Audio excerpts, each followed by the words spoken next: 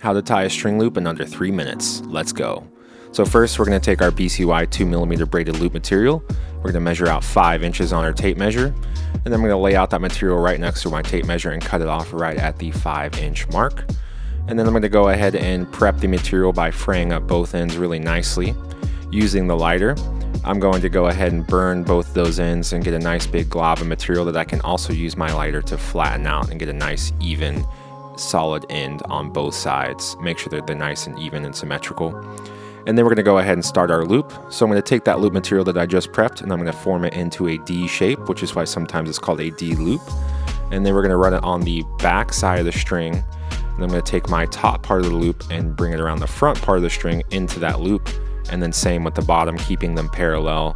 And then I'm going to go ahead and pull through that bottom side to cinch that top part up against the half hitch of the knot and get that nice and tight. We're going to go ahead and level out our string with our arrow on the rest and get the arrow leveled out properly as well, and adjust your knock height as needed.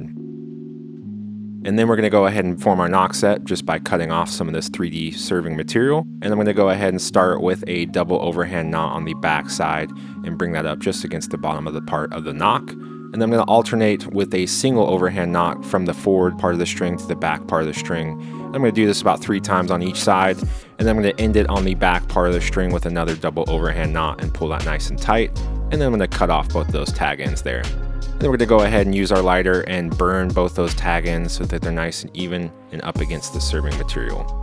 Now, since we started on the back part of the string for the top knot, we're going to finish it off on the front part of the string for this bottom one. So then we're going to bring it around the back part and loop it through that loop we just created. And then we're going to alternate and go around on the back side and bring it up through the front into that loop we just created as well.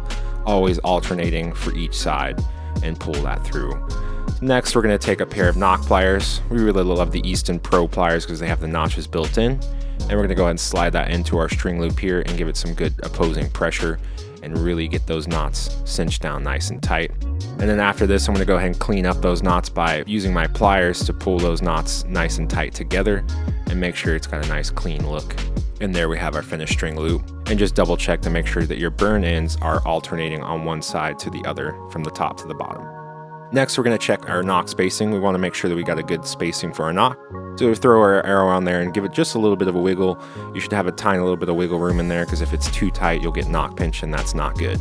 And there you have it, a finished string loop.